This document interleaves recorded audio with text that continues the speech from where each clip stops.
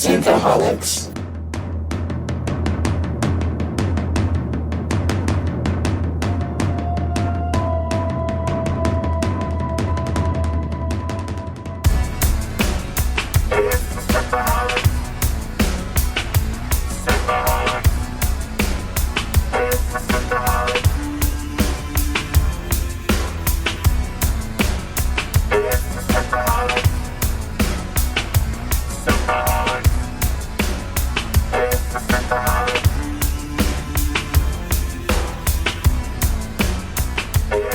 Welcome to Synthaholics. Thank you so much for downloading this episode. Today you have myself, Aaron O'Brien, and it's just the two of us, David Duncan. Hello, hey, Dave. Belta Loda, OPA for life. Just the two of us. Just the two of us. Tycho Station, OPA. Tycho Station. So, hey, we are talking again about the Expanse. Going back into our Expanse world, and this episode we'll be talking about episode 5, Back to the Butcher, and episode 6, Rock Bottom.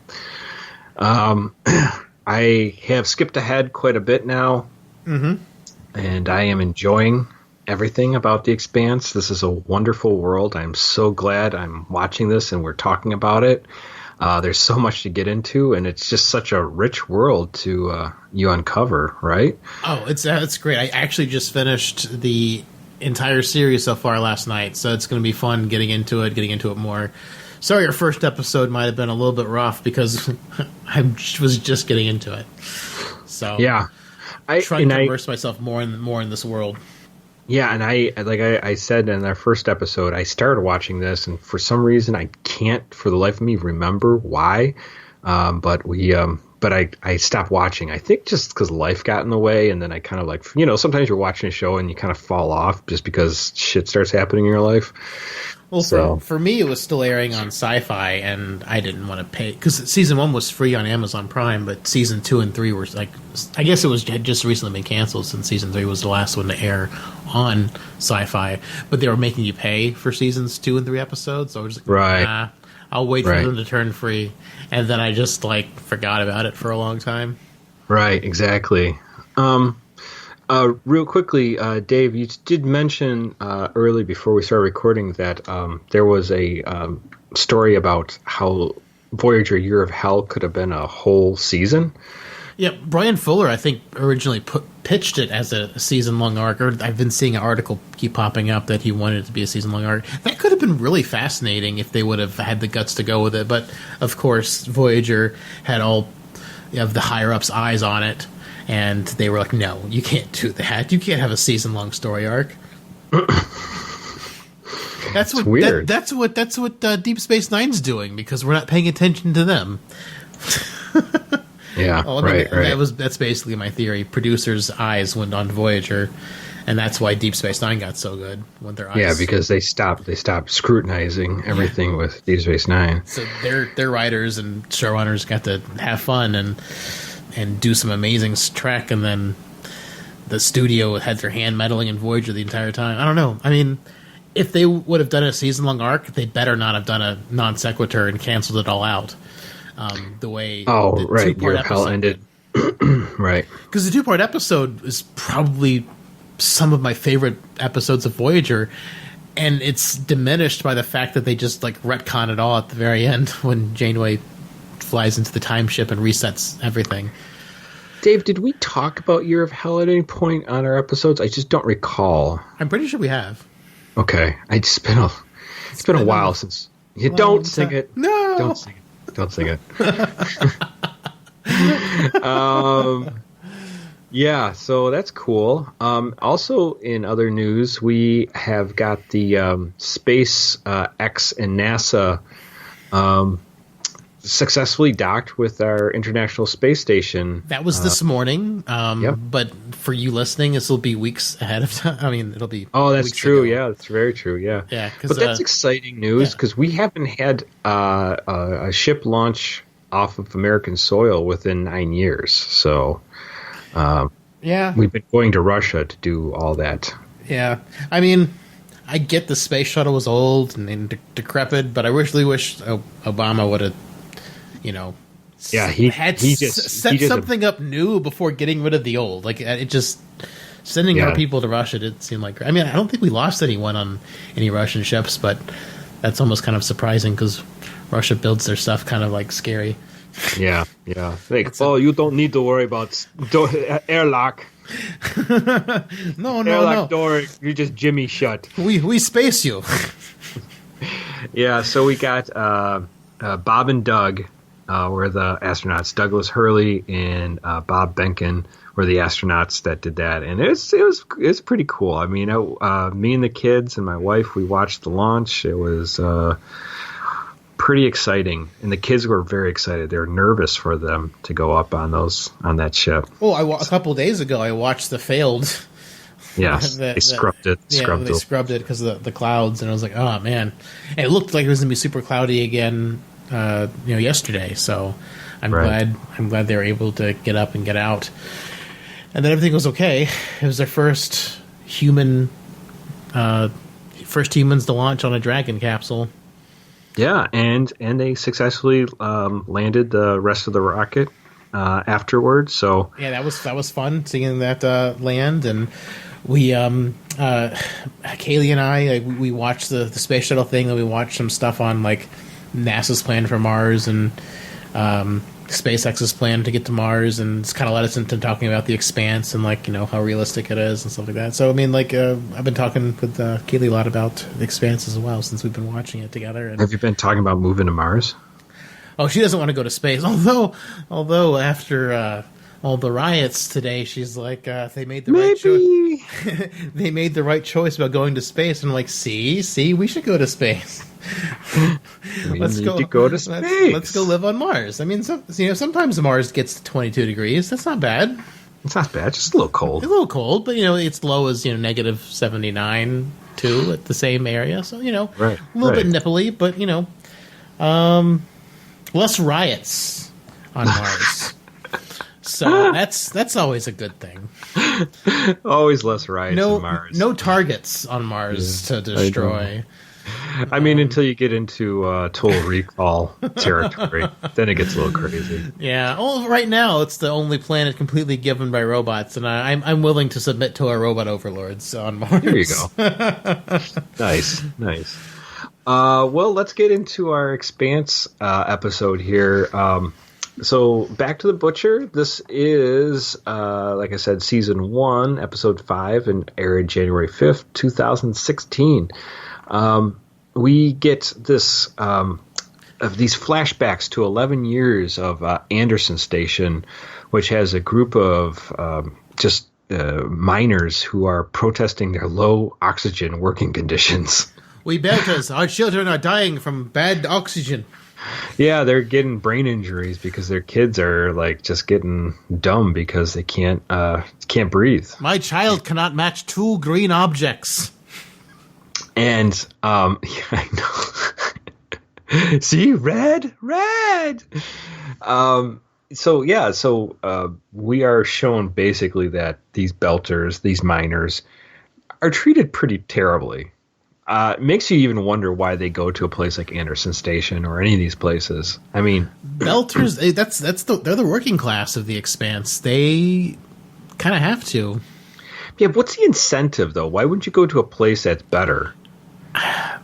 You don't really have a choice because Earth, in the Expanse, most people on Earth can't work because there's no work to be had, and so I mean, I think people get desperate enough to go to the belt to become, working class, I guess, at least because there's so little work to be found on Earth because there's so many people.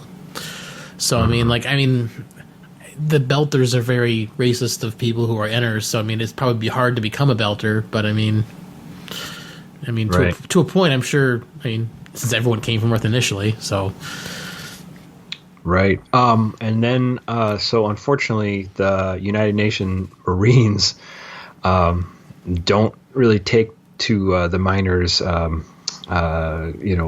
ask for more oxygen. And even when the miners try to surrender, they really don't want to listen. Well, but part of the problem was they were attempting to do a peaceful protest, and things got out of hand. Oh wow! Well, protest! Oh my God, we just had protests today, and so we're talking about an episode. This show is timely somehow. Timely, but they need oxygen just like some people needed oxygen in Minneapolis, unfortunately. Yeah. So wow, this is surprisingly timely. But some people accidentally were killed in their riot, and they're just trying to give their kids better living conditions, and that's what they were striking for and rioting for, and the UN is not happy. Not happy, and Anderson Station does manage to get their story out there by.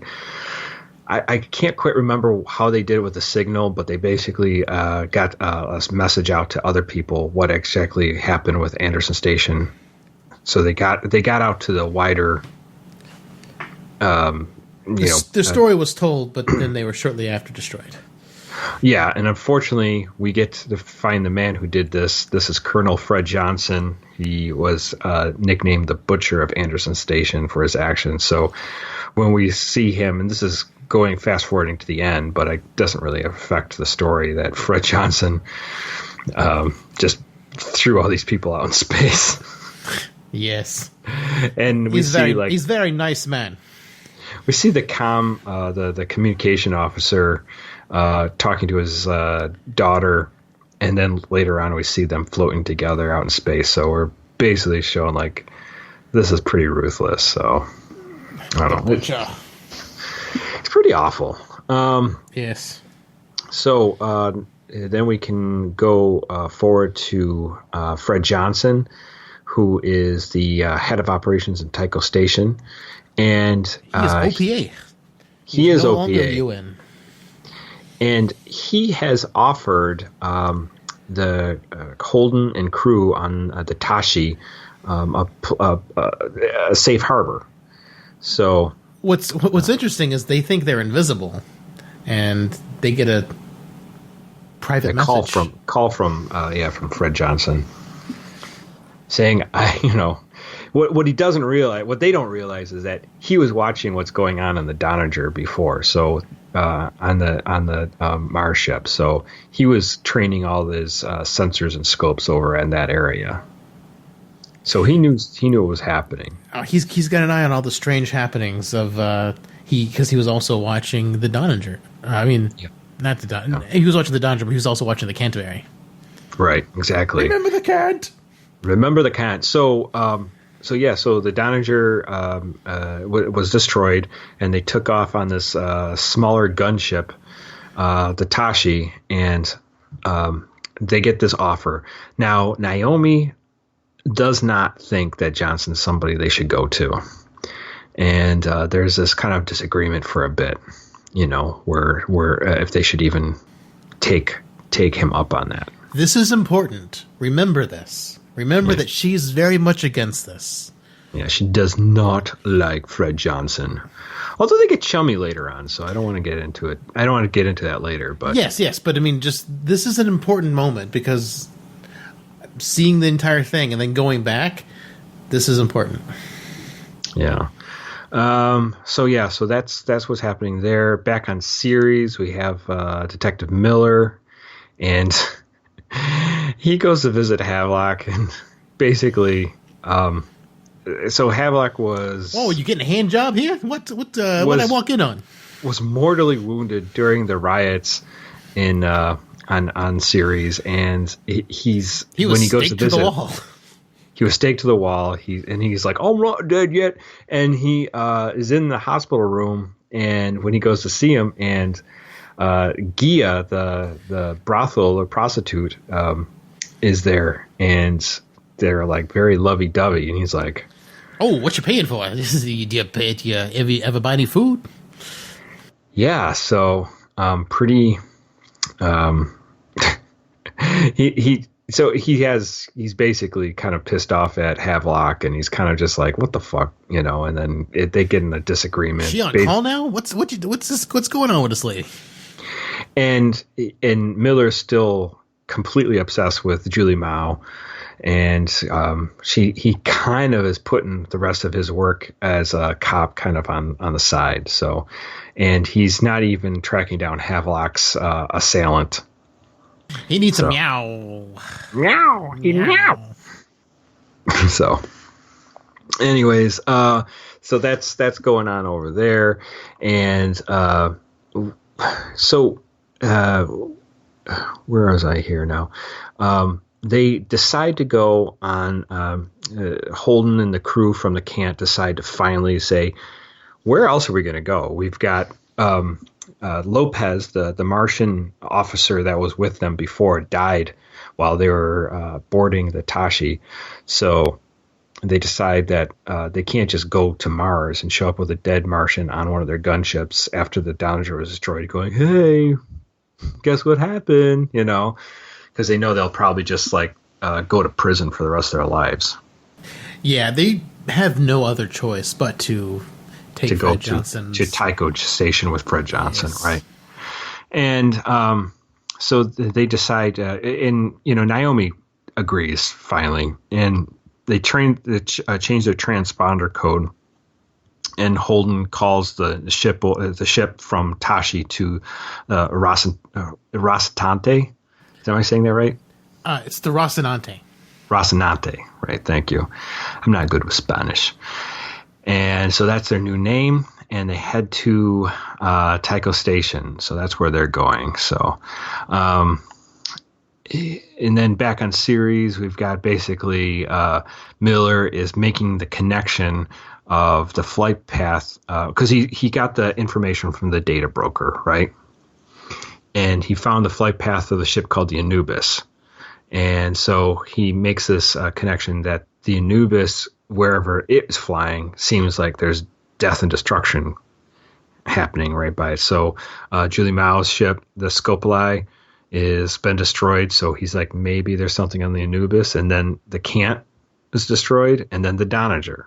So he's like, maybe there's something on the Anubis that's worth killing a lot of people for. So, like, what's that going? What's going on? How are they getting these stealth ships? And man, the Downinger, that was a pretty ship. Yeah, too bad it's all blown up. It's all gone. So, so it definitely was something to think about what's happening there. And he's, what's this, Octavia Mouse is one of his commander officers that he works with. She goes like, maybe this is above your pay grade. Yeah, you should leave this alone. You don't get paid. Well, but maybe you should go tell somebody else about this, because this isn't like what you should be getting into. So it'll be fine. Yeah, right, exactly. And then, so from there, Detective Miller goes down to the docks and talks to this guy who he saw in a video that got in an altercation with Julie Mao, and said that he was that it was visited by Anderson Dawes, the head of the OPA, and that Julie was OPA, and that they were doing he was like flying her around and doing work for the OPA, and basically saying that she was a really good person. That's what he was saying about her. So, and that it was somebody that he had a lot of respect for. So he likes Julie Mao. Yeah, and then later on, Miller runs into Anderson Dawes at one of the bars that he goes, or maybe a noodle house or something that he frequents, and he basically gives Miller the locations of Havelock's assailant that stabbed him through the chest.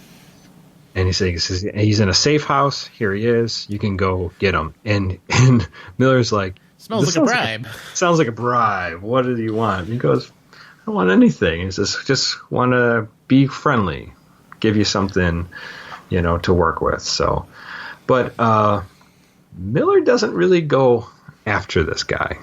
He is on to Julie Mao. Yeah. So, He's not going to do that. So he completely skips over that and blows off the head of the OPA. Maybe not the smartest thing to do. What? He blows off the head of the OPA? Well, blows him off. Anderson Dawes. He's like one of the, like you said, he's one of the heads of the OPA, and he just blows him off. Not like literally. Blows him, I thought you said he blew his head off. No, blows him off. Oh, yeah, he does. Not a blowjob, but I mean, just like disregards him. I thought you meant he shot his head off. Oh, it could be taken different ways. Shot his head off, blowjob, just disregarded him. Man. Right. So many different ways you could take that. So when Mueller goes looking around more about this data broker, he says that he has to go to look for a Sherpa. And so Miller has to go and find where this Sherpa is. And he knows that the data broker's in the morgue, so he has to find this hamster that has this memory card in it. Yeah, because he sees the hamster in the Sherpa shop, and he's like, "Oh, Julie Mao's got one of those sitting on her dresser, piece of furniture in her house, and it's got a really great shower, so I don't need another excuse to go." One more shower, right? So he finds this, and he finds in Julie Mao's apartment the data card that's in this little hamster, and then he when he's going outside Julie's apartment, he is shocked, assaulted and tased. Yeah, and they threw a bag over his head, and that's basically it. He's out, and that's where the episode ends right there. And then we go to our next episode, Rock Bottom, and this is where we go. So on Earth, Christian is with one of her old friends, Carlos, and she's asking to get access to a spy on Tycho Station so she can start looking at Fred Johnson. And apparently she has some leverage with his son, who's in prison. So she's trying to get him to basically give him this access to the spy. So yeah, in these early episodes, I didn't know what to make of Christian. I thought maybe she might be a bad guy. She seems like really ruthless. She's ruthless. She's very ruthless, and she doesn't mind going for the throat. That's for sure. So she gets basically him to decide that I'll go and I'll let you use my spy kind of thing to spy on Fred Johnson. I spy and something. After that, ice cream. Ice cream. Go get some ice cream, boy. And then we get some back and forth between the UN. I don't know what his position is. Air rights position? Is he just a secretary? I'm trying to look him up right now. What's his? He's undersecretary of the United Nations. That's his position. But Air right is sort of works with Christian. Aaron Wright, yeah. He is basically, they've been asking to kind of rein Christian in because of how she's been handling things, I guess. Right? Yeah, she's got eyes on her because of how ruthless she is. Kind of. But also... Right. She's kind of stirred up trouble. She got a lot of eyes on her. So they're trying to, I don't know, thwart her. Well, thwart what she's trying to do a little bit. Well, the Carlos guy, the guy that she asked to use a spy, is basically going to Air right. He's like, you know, this guy, the Christian's out of control, and he's like, he talks to her about it, and he's like, Fred Johnson's building one of the largest spaceships in our history, the Nauvoo. And he is OPA, so maybe we should be watching what's going on, especially with everything. And we don't know what he's building out there. Mormons in space. Exactly. So, man, you kind of hope that the Nauvoo goes off with a whole bunch of Mormons. They go settle the 13 colonies, and then Battlestar Galactica happens. That might be the next part of this, yeah. It'd be funny if that was the tie-in. It's not, but it would be really funny. I would love that to be true.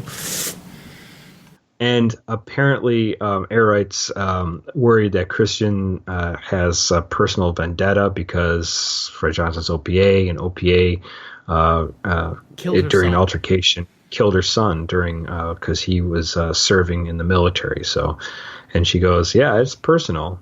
Yeah, and then he's like, "Okay, but just don't get too crazy. Keep me in the loop, whatever you're doing." So. Christian's husband I can't ever take seriously because it's Raj's dad from Big Bang Theory. So every time I see her husband, I'm just like, laugh track. Where's that laugh track? I don't know. It's distracting to me whenever I see him. Right. Yeah. No, it's funny. So we go back to Holden and crew on. They get to go to Tycho Station, and then they have this intense first meeting with Fred Johnson because they don't trust him, of course. And when they meet him at the bridge airlock, there's guns drawn, and they're even trying to break into the Rocinante through the back cargo bay or one of the back doors. So, and they see this in the cameras, and they even pull the gun on that guy trying to get in. So yeah, they pulled the PDC on the guy trying to break in. It was great. He's like, maybe I shouldn't try to break in. Yeah. So PDC is short for a point defense cannon. Nice. So. This is where James Holden realized that he's plastered all over the place for the Belters as sort of like a symbol. Remember the cat. Exactly. So after that, then Fred Johnson tries to recruit the survivors of the Cant, Holden, Naomi, Amos, and Alex to find this OPA operative Lionel Pulaski. No relations to the Dr. Pulaski. Oh, that's good. She was an up with Riker's dad. She's hanging out with Riker's dad, right? No. Lionel Pulaski is the sole survivor of the Scopuli, and Johnson wants them to find this person, and wants them to use the ship their ship to go find it. So what they do is they take their ship, the Rocinante, and they make it into a gas freighter. And they paint it all blue, and they put all these empty gas cans on it. Right. And Holden brings Johnson to Lopez and say, hey, he helped us, survived, get him back to Mars. So you have a proper get him back to Mars. Yeah, exactly. Get his ass back to Mars. But Johnson just kind of takes his data card off Lopez. I mean, he does take Lopez off the ship, but he just kind of takes his data card and he's going to start hacking into it. So yeah, I don't understand why the guy died with the data card on him. Were they in contact? Was Fred Johnson in contact with this Martian guy? Because I thought the commander of the Donninger gave him that so he could give it to Holden so that they'd have proof. I think the captain of the Donninger gave it to Lopez because she wanted him to give that to superiors, the Martian superiors, saying, this is what happened with the ship, the Donninger, this is who attacked us, this is all the information, so they can know what to do. And Fred Johnson just took it and was like, I'm going to hack into this shit now. Well, I just thought it was weird that Lopez died without telling Holden he had it. That just, it easily could have been lost. Oh, absolutely. And Holden didn't even know he had it. Well, yeah, that's what I mean. I just thought it was strange that he died with it on him and he didn't tell Holden about it. That was kind of odd. Right. I know he didn't love Holden, but I mean at the same time, if you're dead, you can't get the information out. Yeah, exactly. Yeah. And then we go to somewhere out in the belt. We get there's a kid that I didn't realize it was him at first, but Diego. Yeah, the water boy. The kid that Miller busted up for stealing water from... That's high-quality H2O. Yeah, stealing water for one of the parks. He busted him stealing water, but now he's out in space with his uncle, and they're trying to just grab an asteroid and get some ore off of it. And another ship comes up into Martian ship comes and basically stops Diego and his uncle, and is going to impound their haul, and they're just assholes to them. And while flying away, Diego's uncle starts listening to OPA transmissions. And he's drunk, and he just started getting really pissed off, and he gets so mad he basically kicks Diego off the ship in a spacesuit, and then just flying full speed into the Martian ship. Well, he uses his ship. He slingshots all the rocks at the Martian ship and just blows it up. But I think on the transmission that he's listening to, that they literally say something like that. Just throw your stuff at Mars. I was like, oh wow, it's freaking nuts. He just takes him that literally. It's like, yes, I will do that now. Yeah, I know, but it's like I was like, oh man, he's listening to talk radio and getting all churned up, ginned up with yeah, fuck those guys. He's listening to Alex Jones of the OPA. Yeah, I know. Yeah. I guess it would be either Fred Johnson or Anderson Dawes. Yeah, Anderson Dawes. Yeah. Speaking of Anderson Dawes, back on Ceres, Detective Miller, who was jumped by those two thugs in a black hooded, finds himself in some warehouse where he's confronted with Anderson Dawes and his lackeys. Yeah, his lackeys, and they're crap out of him. They basically start kicking the crap out of him and trying to know what he knows about Julie Mao. And they want him to talk, and he basically... He's trying to hide this whole time that he has this that data card in his hat. This is such a great scene.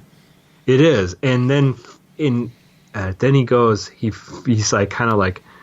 Anderson Dawes is like, oh, I've been so stupid. Why haven't I noticed... You're in love with Julie Mao. Well, that's one thing we didn't cover is Miller went and checked out this spaceship guy who'd flown with Julie before. Oh, I mentioned it. Yeah, I mentioned it. Yeah. No, but I mean, he found a picture of Julie and he took it. Oh, right. Yeah, that's right. Because that picture he has on him, he lets that fall out and is distracting him. He's distracting Dawes while Dawes is messing with the hat, by making him angry, and he kind of just throws the hat, and it's great. Miller's really smart. For being a guy who doesn't seem smart, Miller's very smart. Yeah, no, he's real smart, and he goes, so as they're kicking the crap out of him, Anderson Dawes realizes that, he's in love with him, and Miller's not buying into Dawes' propaganda. And he starts talking why don't you talk about how you killed your sister? And Dawes actually tells a pretty heartbreaking story how his sister was raised in 0G and her bones were just basically like chalk. Yeah. And, she wasn't going to survive. So he had to care for his other sisters too. Yeah. And so he took her to a place where he could get, basically, kill her there. And, he sounded like he's pretty upset by it. I mean, who knows with a guy like Anderson Dawes if that's all true, but it's very convincing, especially through the actor. Oh, he's so good. Oh, he's amazing. He's in so many things. I've seen him. He was in a Resident Evil movie. We talked about this last episode too. Yeah, Chernobyl, Resident Evil. He's going to be in the new Foundation series as a main character in there. Oh wow! So. Yeah. He's in everything, and his accent. He was in Mad Men for a couple seasons too. I mean, he was in so much stuff. Yeah, he's a pretty big actor.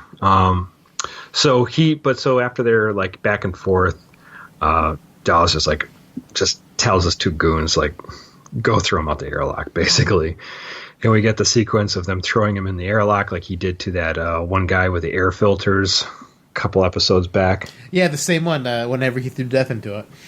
And he just before the air all runs out and they suck him out into space, Octavia Moss comes and basically shoots the two people and that are the two goons, Dawes' OPA goons, and opens the airlocks and gets Detective Miller out.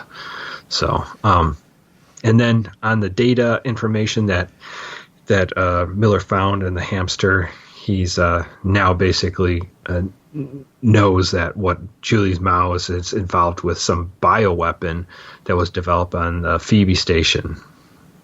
And when he brings this to his captain in Star Helix, she fires him. And she realizes that Dawes had bought her as well. Evil lady from Superman 2 fires him. Damn Ursula for Superman 2? Yeah.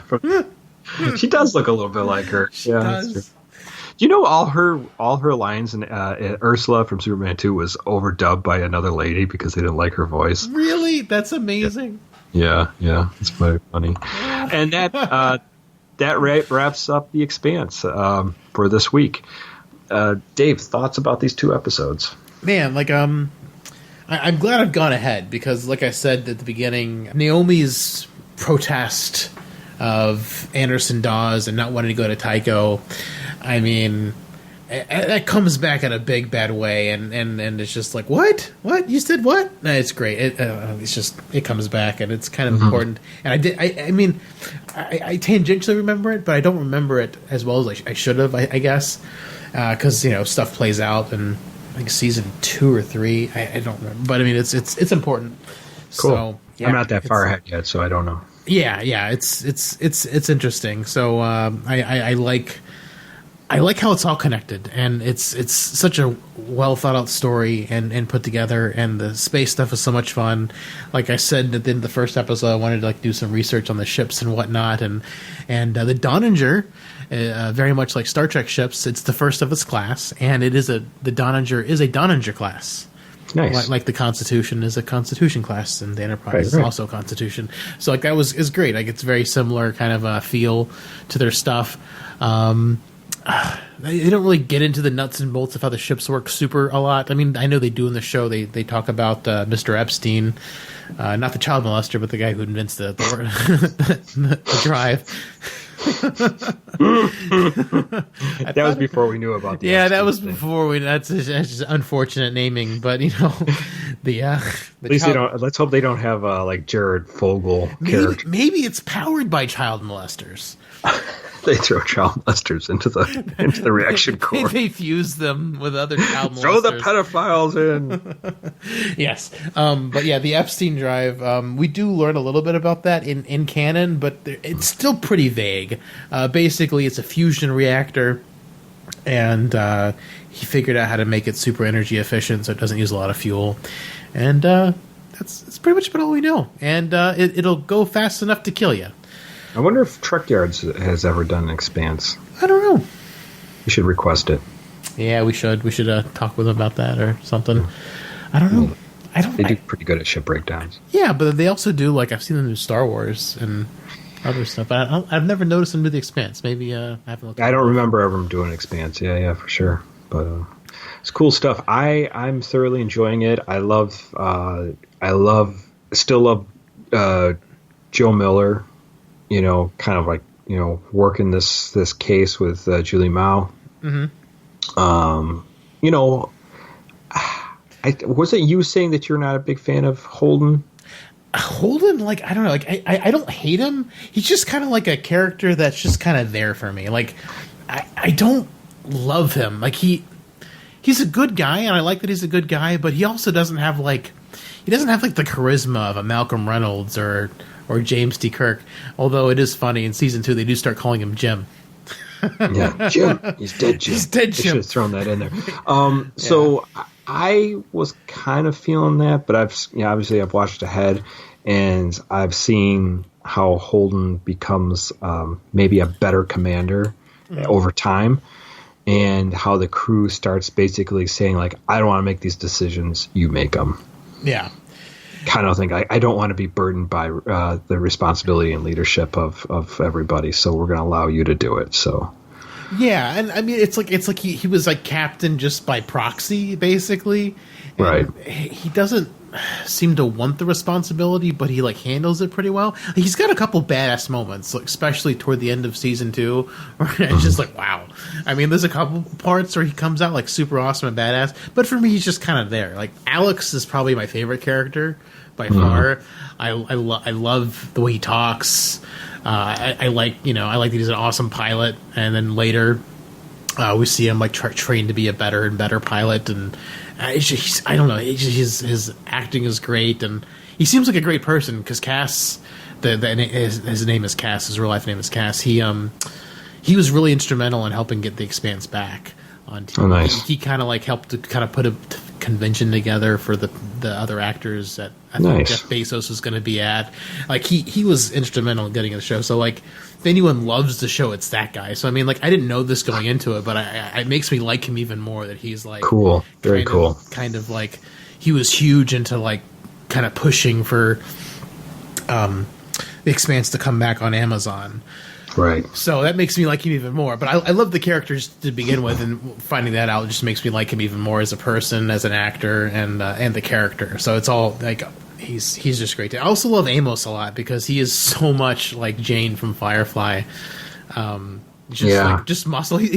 But I mean, early on in season 1, he's almost even more like a Chewbacca because he just does what Naomi wants. I gotta say, now I've moved ahead into season 2, and I'm not saying I love Amos, but he's grown on me slightly. I still don't love him. At this point, I still didn't love Amos. I was like, yeah, I'll maybe rewatching the next couple episodes. I'll like zero in when I started like like melting a little bit more for Amos, like that. He's not so bad, but at first, I'm just like, fuck that guy.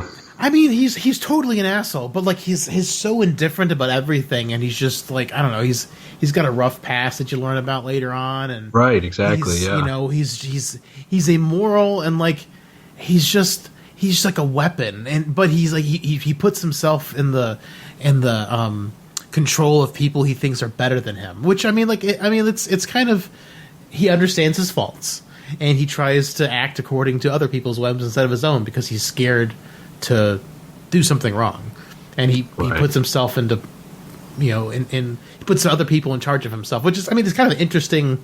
I think that kind of makes him an interesting character. He kind of knows his own demons, and he'll let them out once he feels like he's been given permission to, which is, I don't know. It is interesting to know what you are not capable of, and be like, I'll let you make that decision because that's not my wheelhouse, and know basically when to back off and like this is not, and when to kick in. So Naomi's a really strong character in season 1. I mean, I like her all right. She's smart. She gets the job done. I don't know. Amos is just fun. Like for me, he's just fun because he's like he's the dumb brute, and I mean, he comes off that way at first, but he's just got so many more layers, and he's really great. Like Holden's just he's just kind of plain to me. Cass is great. I love the way he talks, and I mean, my favorite characters on Firefly were probably Mal, the captain, and Wash, the pilot, and I also like Jane a lot. So like those 3 characters, and I want to like Holden, but Holden, I don't know if it's the actor. I mean, I don't think the actor's bad, but like I don't know if the character is not written that way. But like Malcolm Reynolds has amazing charisma, and that's probably a lot to do to Nathan Fillion as an actor. Right. The guy, I don't remember his name, who plays Jim Holden, but he's a good actor. He's so super solid. But there's you know what I'm talking about, the charisma factor. You know what? He's not. Yeah. So I forgot what it was. I forgot even where I heard it, but charisma is sort of, they described as even when somebody's like diabolical, you still find them charming or something like that.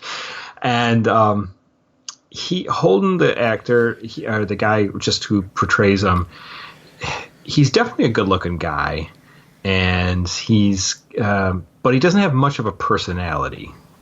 I think that's where he kind of falls down. Like he's not a bad looking guy to look at. He's just more of just like, like there's nothing there. Like when you talk about like Shatner playing Kirk, there's charisma there, Oh, yeah. You talk about Patrick Stewart playing, Picard. There's charisma there, Nathan Fillion playing Mao. Yeah, exactly. Or Janeway, what's her name? Kate Mulgrew. Kate Mulgrew. There's charisma. There's no getting around it. Those people command you to look at them for some reason. Not only are they physically good looking, there's something about their personality that's like really you want to watch. James Holden, he's not bad to look at, but there's nothing that makes you want to keep watching him. Yeah, and he's a good actor. I mean, he's doing. Oh yeah, he can deliver the lines, and he has great emotional scenes. Like he gets angry, he gets happy, he gets frustrated, and all that stuff. He's got a great range, but there's something in the charisma factor for me that's just not there, which is why I like looking at everyone else more. I mean, and that's not totally a bad thing when you're talking about a crew. No, I mean you've got different, you get different things to look for and look at, and I feel like probably Alex has got the most charisma out of everyone. See, I don't know. I'm not really drawn to Alex, but I think he's interesting. Maybe more will be interesting as time goes on, but right now it's just sort of a flavor. Yeah. I mean, like, no one's got it. I think, honestly, probably Miller's got the most charisma out of everyone. Oh, Miller just reeks of charisma. Yeah. He's really good at what he does. Yeah. I mean, but he's a seasoned actor, too, just like the guy who plays Anderson Dawes, what's his name? Trying to look his actually we talked about it last time. I forgot what it was, but I can't seem to find it. Yeah, I don't know. Oh, Jared Harris. Okay, that's his name. He's a guy that just he commands he has a commanding presence on stage. Yeah, and not everyone has that. Like. There's a lot of people that just don't have it for some reason. I don't know what it is, but yeah, it's weird, and it's just weird that the main cast doesn't have that as much as some of the side cast. And it's good that the guy who plays Miller, Thomas Jane, has that commanding charisma because he's kind of like on his own. Mm-hmm. I mean, like there's and Christian, she has it too. She commands the stage. Amazing. Oh yeah, she's very much so. And she's like in her late 70s, I think. She is. She's amazing looking. Gorgeous. She's a beautiful woman. And in season 2, her wardrobe gets even more impressive. Well, believe me, every time I see her, like how much money do they spend on her costumes? It is off the hook. It is so. Her costume, and she looks incredible in everything. And it's funny. It's like I think about what's her name. In Phantom Menace, Natalie Portman. Natalie Portman's character, Padme. Mm-hmm. Yeah, it's just so hilarious because her costumes are off the hook, but it's like something about Christian's outfits are just like so cool looking. They're great, and the thing is, they're practical. They don't need to be hooked up to an electric outlet for them to work. Right. Amidala's dress that had all the lights in the bottom of it. She literally had to stand and obscure. I think she had to obscure the electrical socket. That's hilarious.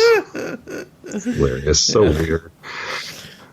But yeah, this is a great couple episodes. I love Miller just trying to break this case down, dealing with the OPA and Anderson Dawes. They have some great scenes together.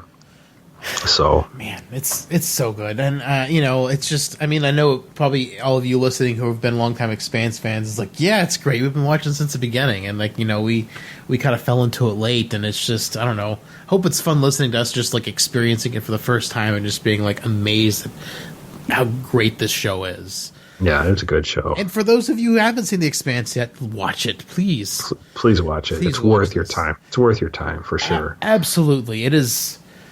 Night and day, an improvement over anything CBS All Access Star Trek has done.